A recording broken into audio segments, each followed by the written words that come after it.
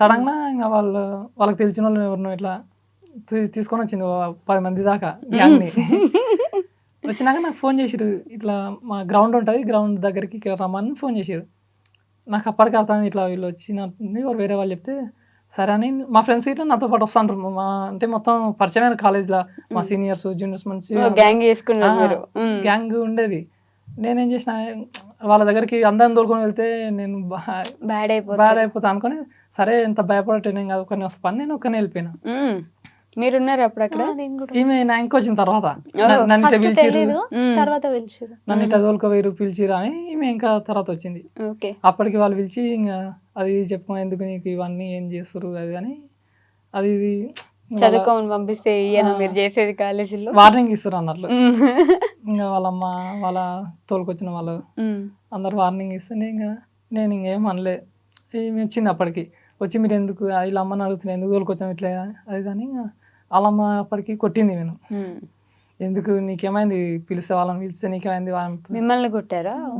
ఎందుకు నీకేమైంది వాళ్ళతో ఆయనతో మాట్లాడతా అని సీరియస్ అయింది. సీరియస్ అయినాక మా వాళ్ళకి ఫోన్ తీసుకొని మా వాళ్ళకి ఫోన్ చేయడం మా బాబాయ్ వాళ్ళకు ఫోన్ చేసి మేము కూడా ఇట్లా చేస్తున్నాం కాలేజీలో అని చెప్పిర్రు అన్నట్లు. నాకు అంటే ఇంకా మా బాబాయ్ వాళ్ళని ఇబ్బంది పెట్టడం నాకు ఇష్టం లేదు. ఇంకా నేను ఇట్లా వాళ్ళతో ఉండడమే ఎక్కువ. నేను ఇట్లా చేస్తున్నా అని తెలిసి అరే వీడు చదువుకోమంటే మళ్ళీ ఇదోటి ఇష్యూ చేసిండు ఏమనుకుంటారు అని నాకు అదో టెన్షన్ అయిపోయింది ఎక్కువ. అంటే పేరెంట్స్ ఉంటే ఒకటి, ఇప్పుడు పక్కన వాళ్ళు బాబాయ్ వాళ్ళు ఎంత బాబాయ్ అయినా సరే మనకు కొంచెం ఒక భయం ఉంటది కదా వాళ్ళ దగ్గర ఎందుకు ఇబ్బంది. పేరెంట్స్ తెలిస్తేనే అరే వాళ్ళు అయితే ఏమనుకోరు, అదే వీడు ఇట్లా చేసిన అనుకోరు. బాబాయ్ వాళ్ళు ఏంటంటే అరే నా వల్ల మా బాబాయ్ వాళ్ళని ఇబ్బంది ఎందుకు పెట్టడం అనిపించి ఇంక నేను నా ఫోన్ గుంజుకున్నారు వాళ్ళు. వీళ్ళ వాళ్ళ అమ్మ తీసుకొచ్చి వేరే వాళ్ళు గుంజుకొని ఫోన్ ఇస్తలేరు అసలు. వాళ్ళ నెంబర్ తీసి మా బాబాయ్ వాళ్ళకి ఫోన్ చేయడం అది చేసి మాట్లాడారు. అప్పుడు మీ బాబాయ్ వాళ్ళు ఇబ్బంది పడ్డారా? ఏమన్నా ఇబ్బంది ఏం మళ్ళీ ఫోన్ చేసి ఇట్లా చెప్పారు. సరే నాకు ఇస్తే నేను ఫోన్ ఇంటికి రాను అని నాకు చెప్పారు అన్నట్లు. ఎందుకు అట్లా చేస్తే ఇంటికి రాను అన్నారు. ఇంకా తర్వాత కొంచెం మాట్లాడిన తర్వాత ఇంకా ఫోన్ ఇప్పించుకున్నా. లాస్ట్కు అడగంగా వాళ్ళు వార్నింగ్ అవి ఇచ్చి ఫోన్ ఇచ్చారు వదిలేయమని చెప్పి. అంతే కదా, బేసిక్గా పేరెంట్స్ అంతే ఉంటారు, ఉండాలి, తప్పులేదు, అంతే కదా కాదా? అంతే మేడం. అంటే ఎవరైనా ఫస్ట్ లో ఇంకా అట్లనే చేస్తారు. వెంటనే తీసుకోబొమ్మా అని ఇవ్వలేరు కదా, ఎవరెవరికి అట్లా పంపించాం కదా ఇంట్లో నుంచి. సరే ఏం మాట్లాడను అది అని చెప్పి వచ్చేసిన. ఓకే. ఇంక ఈమె ఆ నుంచి ఇంకా వాళ్ళు వెళ్ళిపోయారు. ఈమె కూడా క్లాస్కి వచ్చేసింది. ఇంకా ఏడ్చుకుంటా కూర్చున్నా వచ్చి. అంటే మా వాళ్ళకి వదిలేస్తాను ఎందుకు చెప్పినావు వదిలేస్తా అని చెప్పొద్దా మీకు? అంటే ఇప్పటి వరకే ఎంటవాడి వాళ్ళు రాగానే అట్లా చెప్పటము ఇష్టం నచ్చలేక అట్లా అన్నాను. ఓకే. ఇప్పటి వరకేమో ఎంటపడ్డావు. ఓకే, ఇప్పుడు వాళ్ళు రాగానే నాకు సరే నేనేం మాట్లాడను అని ఎందుకు చెప్పినావు, అది నా పాయింట్. ఇంకా ఓకే. నేనేమో అక్కడ ఇంకా ఫోన్ తీసుకున్నాను కదా, మా బాబాయ్ వాళ్ళకి అందరికి 3 బాబాయ్లు ఉండరు.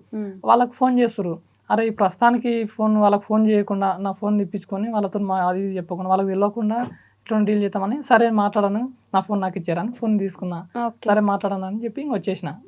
మళ్ళీ కాలేజ్కి వెళ్ళారా? కాలేజ్కి వచ్చేసిన. కాలేజ్కి వచ్చినాక ఈమెకు అరే సిచ్యువేషన్ అట్లుంది అందుకే చెప్పిన అర్థం చేసుకోవాలి అంటే ఇంకా ఇన్లే ఇంకా మాట్లాడకుండా ఏడ్చుకుంటా ఇంటికి నేను ఇక్కడ హాస్టల్ రూమ్కి వెళ్ళిపోయినా ఈమె ఇంటికి వెళ్ళిపోయింది. ఇంటికి వెళ్ళిపోయారు డైరెక్ట్? కాలేజ్ టైం కూడా అయిపోయినప్పటికి నేను ఇంకా ఇంటికి రూమ్కి వెళ్ళి డైరెక్ట్ ఇంటికి వెళ్ళిపోయినా. మామూలు రమ్మన్నారు ఇంకా ఈడ ఉంటే ఇంకా ఇష్యూ పెద్ద అట్లుందని ఊరికి వెళ్ళా. అక్కడ ఏమన్నారు? ఊరికి వెళ్తుంటేనే మేము ఫోన్ చేసుకోం అంటే ఇంకా ఊరికి ఎందుకు వెళ్తుండవు అని ఇంకా మాట్లాడుకుంటా ఏం లేవు వస్తా అది అని చెప్పి పోయినా. ఊరికి వెళ్ళిపోయినాక మా వాళ్ళు ఏం చేసినావు ఇట్లా అంటే ఏం లేదు అది అని వాళ్ళని కూల్ చేసిన. ఏం చేయలేదు కూర్చొని అది అని చెప్పిన. ఇంకేం చేయకు డిగ్రీ కాలేజీకి ఏం పోకు అని మా వాళ్ళు కూడా అన్నారు. సరే ఏం లేదు ఇంకేం చేయనని కొన్ని రోజు ఒక 1 వీక్ అట్లా ఇంటికి అదండి మళ్ళీ కాలేజ్కి వచ్చేసిన. మళ్ళీ కాలేజ్కి వెళ్ళిపోయారా? ఓకే. కాలేజ్కి వచ్చినాక ఇంకా మళ్ళీ తర్వాత ఇంకా వీళ్ళ అమ్మ మాట్లాడొద్దని చెప్పింది కదా. నేనేం చెప్పిన అంటే మీ అమ్మాయిని కూడా నాతో మాట్లాడను ఏకన్నా, మా అమ్మాయి నువ్వు మాట్లాడినా నువ్వు అమ్మాయితో మాట్లాడకని అంటుండే. అంటే ఈమె ఖచ్చితంగా నేను మాట్లాడతాను వీళ్ళ అమ్మతో గట్టిగా చెప్పింది అన్నట్లు. ఓకే. మేము మ్యారేజ్ చేసుకుంటాం అని ఖచ్చితంగా చెప్పేసింది అన్నట్లు. ఇంట్లో చెప్పేసారు. వాళ్ళేమో తనని ఏమనట్లేదు. మిమ్మల్ని ఏమనట్లేదా? ఇష్టమా మీరంటే?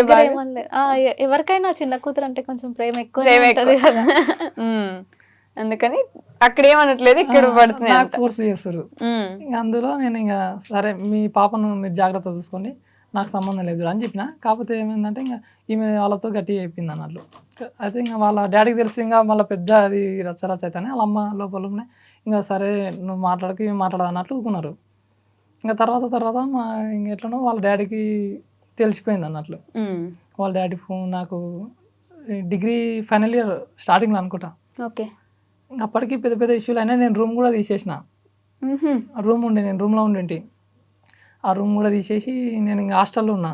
ఇంక రూమ్లో ఉంటే ఇదంతా మా ఫ్రెండ్స్కి ఇబ్బంది అవుతుంది, వీళ్ళతో పాటు ఎవరెవరు ఉన్నాను వాళ్ళకి ఫోన్ చేసుకోము, వీళ్ళ డాడీ.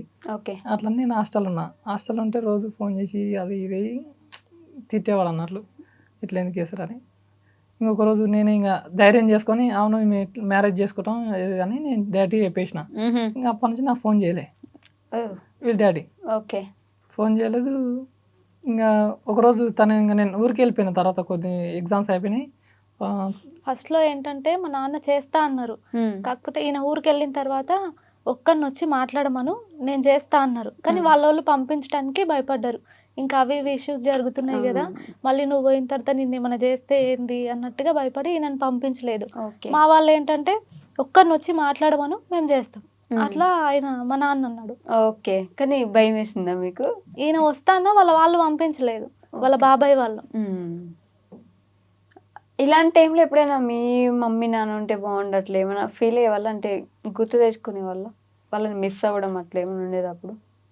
అంటే అట్లాంటి టైంలో ఏమనిపించదు. కాకపోతే కొద్దిగా ఎప్పుడన్నా ఈ అమౌంట్ దాని విషయంలో కానీ ఏదన్నా ఏదున్నా మీరే చూసుకోవాలి, ఎంతైనా మీకు మీరే ఉంటారు ఇలాంటి అట్లాంటి టైంలో నా దగ్గర అంటుండే కూడా, అంటే వేరే వాళ్ళ పేరెంట్స్ ఫాదర్స్ కానీ ఏమైనా ఇప్పిస్తారు కదా, మా నాన్న ఉంటే ఇది ఇప్పిస్తుండే, మా నాన్న ఉంటే అది ఇప్పిస్తుండే, అట్లా చూసుకుంటుండే అని నా దగ్గర అంటుండే.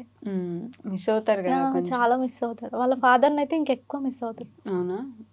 ఆయన కొంచెం ఒక 10 years వరకు ఉన్నారు కదా మీకు? 15 years వరకు అంటే నా 9th క్లాస్ కదా, 14-15 years వరకు ఉన్నారు. ఆ తర్వాత బాగాలేకుండా వచ్చిందా హెల్త్ ఆయనకి? హెల్త్ కొద్దిగా బాగాలేకుండే. ఇంకా నా 9th క్లాస్ అయిపోయింది, సమ్మర్లోనే డాడీ చనిపోయిండు. అప్పటి నుంచి ఇంకా అప్పుడు కూడా ఇంకా హాస్టల్లోనే ఉన్నా. హాస్టల్లోనే చదివేది. ఇంటర్ కూడా హాస్టల్కి వెళ్ళిపోయినా. ఇంటర్ అయిపోయినాక ఇక డిగ్రీకి వచ్చినాక ఇంకా ఖర్చులు ఏమైనా ఉంటే బాబాయ్ వాళ్ళు ఇచ్చేది. ఓకే. రూమ్ రెంట్ కానీ దానికి దీనికి వాళ్ళు చూసుకునేవాళ్ళు. వాళ్ళు చూసుకునేవాళ్ళు. మరి పెళ్ళి ఎలా చేసుకున్నారు తర్వాత? పెళ్ళప్పుడు తను చాలా ఇబ్బంది పెట్టినండే. అంటే వాళ్ళ బాబాయ్ వాళ్ళకి ఇష్టం లేక తను కొంచెం ఇబ్బంది పెట్టినండే. మా బాబాయ్ వాళ్ళు ఇట్లా అంటున్నారు, ఏం చేద్దాం, వాళ్ళ పేరెంట్స్ని అయితే ఎదిరించైనా రావచ్చు, కానీ ఇన్ని రోజులు మేము చూసుకున్నాము, అయినా కూడా మా మీద మర్యాద లేకుండా వెళ్ళిపోతున్నాడు అన్నట్టు వాళ్ళు ఫీల్ అవుతారని ఈయన కొంచెం వెనకడుగేసిండు. కానీ తర్వాత ఇంకా నేను కొంచెం ఫోర్స్ చేయటం వల్ల ఒప్పుకున్నాడు. మీరు ఎందుకు ఫోర్స్ చేశారు మరి? నేను ఫస్ట్లోనే చెప్పిన తనకి 3 years ఆగి అప్పటికి లవ్ ఉంటే చేసుకుందామని. కానీ అప్పటి వరకే అందరికీ తెలిసిపోయింది. తెలిసేటట్టు చేసుకున్నాం. ఇంకా తెలిసిపోయిన తర్వాత మళ్ళీ వదిలేస్తే నా మీద బ్యాడ్ ఒపీనియన్ వస్తుందేమో అందరికీ, ఇట్లా కలిసి తిరిగిరు వదిలేసుకున్నారు, ఇట్లాంటిది ఏమైనా వస్తుందేమో అన్నట్టు చేసుకుందామని పట్టుబట్టిన నేను. అందుకే గట్టిగా అందరికీ తెలిసింది, అయిపోయింది. మా ఫ్యామిలీలో కూడా, మా ఇంట్లో వరకే కాదు అందరికీ తెలుసు. అందరికీ తెలిసినందుకు నేను చేసుకుందాం అని చెప్పిన. ఓకే.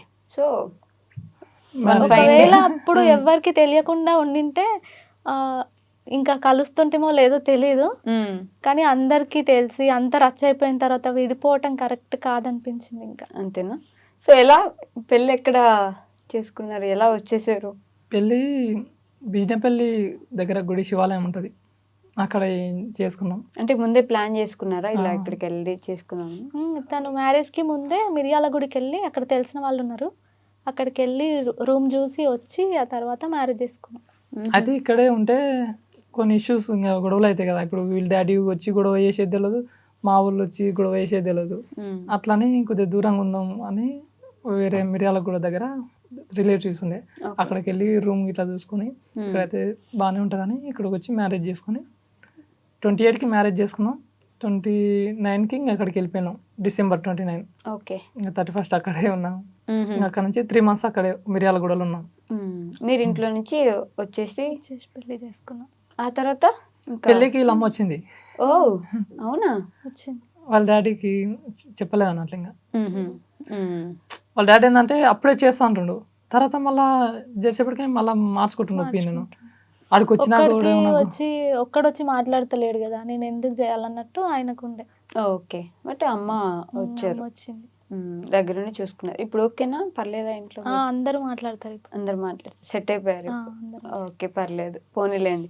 బట్ ఒక డౌట్ ప్రియ గారు, అన్నీ ఉండి బాగా సంపాదించి మంచి జాబ్ ఉండి వెనక కొంచెమైన ఆస్తులు ఉండే అబ్బాయిలు ఉంటేనే చేసుకోవడానికి 100 రకాలుగా ఆలోచిస్తుంటారు. నేనేం తప్పుగా అనట్లేదు, కానీ పేరెంట్స్ లేరు, అప్పటికి అసలు జాబ్ లేదు, డిగ్రీ సెకండ్ ఇయర్ డిస్కంటిన్యూ ఆగిపోయి ఉన్నారు, ఏం పెట్టి చూసుకుంటారు మనల్ని, ఫ్యూచర్ ఏంటి, ఇలా ఆలోచన ఏం లేదా? అప్పుడు ఉంటుంది మేడం, ప్రతి ఒక్క అమ్మాయికి కూడా ఉంటుంది కదా. ఫస్ట్లో ఏమనుకున్నానంటే కొంచెం టైం తీసుకొని ఆగే సెట్ అయిన తర్వాతనే చేసుకుందాం అనుకున్నాం. కాకపోతే ఇష్యూస్ వచ్చిన తర్వాత ఇంకా అందరికీ తెలిసిపోయిన తర్వాత చేసుకోవటమే బెటర్ అనిపించింది. కానీ వెంటనే ఏం చేశారు? ఫినాన్షియల్గా ఇబ్బందులు ఏం రాలేదంటే, డబ్బుల గురించి ప్రాబ్లమ్స్ ఏం లేకుండేనా? తను చూసుకునిండే ఇంకా అంతేనా? స్టార్టింగ్ లో మ్యారేజ్ చేసుకున్నాం, మిర్యాల కూడా వెళ్ళిపోయాను కదా. అక్కడ ఇంకా తెలిసిన వాళ్ళే ఉన్నారు, వాళ్ళ దగ్గరికి వెల్డింగ్ అంటే అమౌంట్ చేతిలో కొద్దిగా అమౌంట్ ఉన్నాయి, 2-3 నెలలకు సరిపోను. ఓకే, ఇంకా అవి అయిపోకొస్తున్నాయి, రోజు ఇంటికైనా ఉండి తింటే డబ్బులు అయిపోతున్నాయని వెల్డింగ్ వర్క్ ఇది అప్పుడప్పుడు ఉన్నప్పుడు.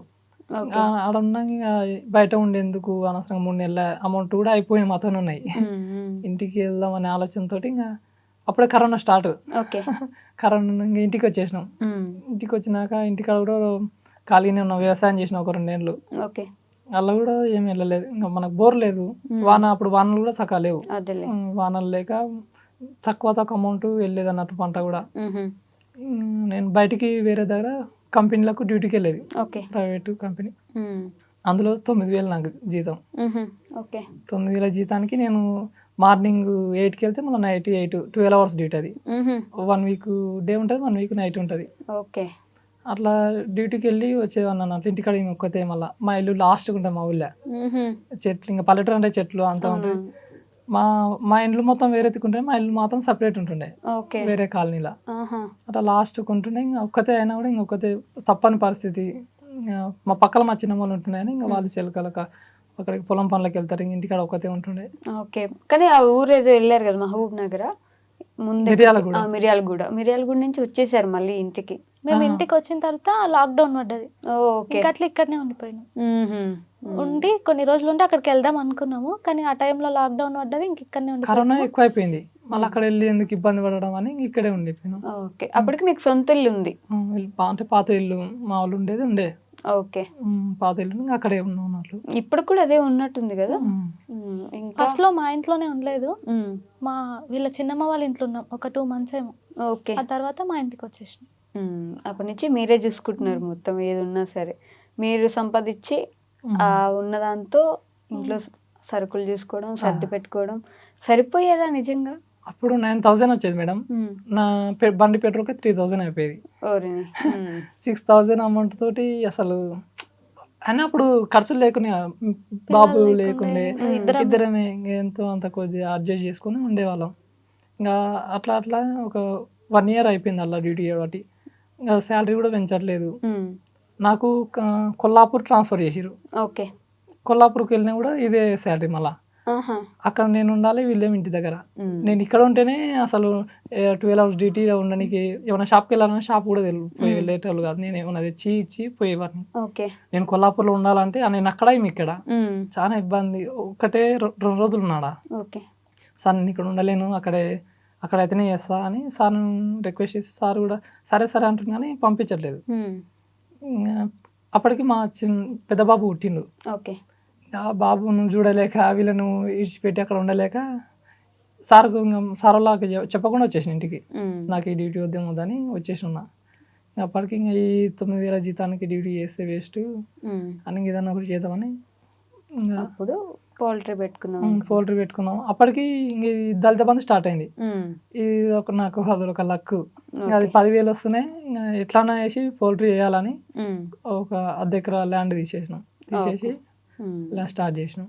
ఇది స్టార్ట్ చేసుకున్నారు. ఉమ్. బట్ ఎప్పుడు ఒక మాట అనలేదు మీరు, ప్రతి దగ్గర సపోర్ట్ చేసుకుంటూ వచ్చారు, ఏం లేకపోయినా అలానే ఉన్నారు. ఎలా అండి, అలా ఎలా కుదిరిద్ది? అంటే ఇంట్లో గొడవలు పడతాం ఎప్పుడు గొడవలు ఉంటాయి కదా బేసిక్ గా. ఉంటాయి, మాకు కూడా ఉంటాయి గొడవలు ఉంటాయి. కానీ ఇప్పుడు నేను అరవాలన్నా ఆయన్నే, ఆయన నా మీద అరవాలన్నా నేను ఒక్కదాన్నే. ఇద్దరికి ఇద్దరం అరుచుకుంటాం, మంచిగా అయిపోతాం అంతే. ఇంకా ఆయనకు అరవటానికి ఎవరు లేరు, ఇంకా నాకు కూడా లేరు. ఇప్పుడు అత్తమామ ఉంటేనన్నా మాకు గొడవలు అయ్యి ఈయన ఇబ్బంది పడుతుండేనేమో, కానీ అట్లా కూడా లేదు కదా, ఇద్దరం కాబట్టి బాగానే ఉంటుంటే. అదే కొట్టుకున్నా మీరే, తిట్టుకున్నా మీరే, కలిసిపోయినా మీరే, ఇంకా బాధ ఉండదు కదా. కానీ వెంటనే 3 పిల్లల్ని కన్నారు. మళ్ళీ మీ ఇద్దరే కష్టపడి ఉంటున్నారు. నేను తప్పుగా అనట్లేదు, కానీ ఒక విధంగా మంచిది ఏంటంటే మీరు పెద్ద అయ్యేసరికి వాళ్ళు పెద్దగా అయిపోతారు, ఎక్కువ చేస్తారు, ఇంకో ఇబ్బంది ఉండదు. బట్ ఇంకొక విధంగా మన ఇల్లు గడవడానికి కష్టంగా ఉన్నప్పుడు మనం 3 పిల్లల్ని లేకపోతే 2 పిల్లల్ని, ఒక్క బాబునైనా సరే చాకగలమా, చూసుకోగలమా, ఇట్లాంటి క్వశ్చన్స్ వచ్చుంటాయి కదా. ఫస్ట్ లో స్టార్టింగ్ లో మేము అలాగే అనుకున్నాం మేడం. అయితే మ్యారేజ్ చేసుకున్నా, మ్యారేజ్ అయినాక ఇప్పుడే ఖర్చులు పిల్లల ఎందుకు, ఇప్పుడే చిన్న ఏజ్ కదా మనది, కొద్దిగా టైం తీసుకుందాం అనుకున్నాం. మ్యారేజ్ అయినా ఒక 6 months 7 months అప్పటికి మీకు బ్లడ్ గిట్లా చాలా తక్కువ ఉండే. అప్పుడు హాస్పిటల్ చూస్తే బ్లడ్ తక్కువ ఉందని టెస్ట్లు చేయించి అదొకటి ఒకటి చేసిన తర్వాత బ్లడ్ ఇంప్రూవ్ అయింది మంచిగా. మంచిగా అయిన తర్వాత అప్పటికి మామూలుగానే ఉన్నాం. ఒక 6-7 months తర్వాత మాకు కన్ఫామ్ అయింది ప్రెగ్నెన్సీ. ఇంకా కన్ఫామ్ అయినప్పుడు ఇంకెందుకులే తీసేయడం అన్నట్లు, అట్లా వేస్తే బాగుంటుంది అన్నట్లు ఉండాలి అయింది. ఏందో చుట్టుపక్కల పల్లెటూరు కదా మేడం, ఎట్లా ఉంటారు అంటే అరే పెళ్ళి ఇన్ని రోజులే ఇంకా అన్న లెక్క ఆలోచిస్తుంటారు. 6 నెలలకే ఆల్రెడీ మా లవ్ మ్యారేజ్. కొంతమంది పడని వాళ్ళు ఉంటారు, ఇష్టం ఉన్న వాళ్ళు లేని వాళ్ళు ఉంటారు. బాగా కొంతమంది ఏమో అరే ఇంకా ఏం లేదు బాగా అయింది అన్నట్లు కొంతమంది అనుకుంటారు. ఎందుకు ఉండాలి, అయ్యింది కన్ఫర్మ్ అయిందిగా, ఉండాలి మంచిగా ఉంటే చాలని ఊరుకున్నాం. కన్ఫర్మ్ అయినాక బాబు పుట్టిండు. ఇంకా తర్వాత ఒక 1 year తర్వాత మళ్ళీ కన్ఫర్మ్ అయింది అన్నట్లు. అప్పుడు అబార్షన్ అయింది సెకండ్ది. ఓకే. ఎలా అంటే 6 months అయిపోతుంటే నేను టిఫా స్కాన్ చేయిస్తే బాగాలేదన్నారు, కొంచెం ప్రాబ్లం ఉందన్నారు బేబీ. సరే పుట్టిన తర్వాత అయినా మంచిగా అవుతుంది అంటే ఓకే అనుకున్నాం. కానీ పుట్టిన తర్వాత కూడా చనిపోతుంది అని చెప్పారు. ఇంకా సర్లే అని తీయించుకున్నాం మేము. అప్పటి వరకు ఉంచుకొని కూడా వేస్ట్, వద్దు లోపల 9 months మోసినా కూడా వాళ్ళు బతకరు, ఇంకా అప్పుడు ఇంకెక్కువ బాధపడాల్సి వస్తుంది అని అన్నారు. మళ్ళీ నాకు కూడా ఇబ్బంది అవుతుంది అని చెప్పారు. ఇంకా అందుకోసం వద్దనుకోవాల్సి వచ్చింది. బట్ 3 డెలివరీస్ నార్మల్ అయినాయి కదా మీకు? అప్పుడు కూడా బాబుండేనా? బాబే ఉండే. ఓకే. సో మొత్తం 4 డెలివరీస్ బేసిక్ గా. సెకండ్ అప్పుడు బాబు ఉండే. అయితే ఇంకా ఇప్పుడు బాబు సెకండ్ బాబు ఉన్నాడు కదా, నెక్స్ట్ పాప పుట్టవచ్చులే అనుకున్నాం. థర్డ్ కూడా బాబు పుట్టిండు. సెకండ్ ఆపరేషన్ అయినాక థర్డ్ బాబు పుట్టిండు. ఇంకా థర్డ్ బాబు పుట్టినది ఇంకా జాలే ఆపరేషన్ చేయిద్దాం ఎందుకని మేము అనుకున్నాం. కానీ నేనేమో పాప ఉండని, పాప ఉంటే బాగుంటుందా, అప్పటికే మనకి 2 ఉండరు, మనకు తెలుసు ఫైనాన్షియల్ అనటం వల్ల మేము తిరిగినా కూడా హాస్పిటల్కి చేయించుకుందామని, ఆ తిరిగే ప్రాసెస్ లోనే మళ్ళీ కన్సీవ్ వచ్చింది. అప్పటికి కూడా వద్దనుకున్నాం. తర్వాత గవర్నమెంట్ హాస్పిటల్ చేయించుదాం అనుకున్నాం. ఇంకా లేట్ ప్రాసెస్ గవర్నమెంట్ అంటే ఇంకా రేపు రాప ఎల్లుండి రాప అంటుంటారు. ఇంకా అట్లా లేట్ అవ్వడం వల్ల కన్ఫర్మ్ అయింది. ఇంకా అరే అయిందని మళ్ళీ ఎందుకు మాకు అప్పటికి డౌట్ ఉంది. ఇప్పటికి 3 బాబులు ఉంటారు, మళ్ళీ నెక్స్ట్ కూడా బాబే ఉండొచ్చు అని భయం ఉందిలే. కానీ అవి కన్ఫర్మ్ అయినాక ఎందుకు పాప మనకి తీపించడం ఎందుకు అని ఈసారి పాప పుట్టేసింది. ఏంటి మీ ఆలోచన? అంటే అప్పుడు ఎలా ఉండింది ఆ మైండ్ లో థాట్స్? నేను వీడియో చూసా ప్రెగ్నెన్సీ అప్పుడు, కష్టం, నా వల్ల అవ్వట్లేదు, నేను ఈ నొప్పులతో ఉంటానా బ్రతుకుతానా పోతాను అన్నట్టు నా పరిస్థితి. పాప పుట్టిన తర్వాత ఎలా ఉండింది అప్పుడు? ఇంకా ఎవరైనా సరే అన్ని నొప్పులు మర్చిపోతారు. నేనైతే ఇంకా హ్యాపీ, ఎస్పెషల్లీ పాప కోరుకున్నారు కదా. ఒకవేళ బాబు పుట్టింటే ఆ నొప్పులు అట్లే ఉంటుండే. నేను పాప పుట్టినందుకు అసలు చాలా హ్యాపీ. మంచిగా వాయిస్ ఓవర్లు అయితే బడబడ చెప్తానే ఉంటారు కంటిన్యూస్ గా. అదే ఎవరు పక్కన లేకపోతే నాకు ఆలోచనలు వస్తుంటాయి, వెళ్ళిపోము. అందుకే ఈయనను కూడా ఉంచాను. ఇంకా ఓకే, అందరూ కూడా బయటకు వెళ్ళగొట్టేసి నేను ఒక్కదాన్ని మాట్లాడుకుంటాను.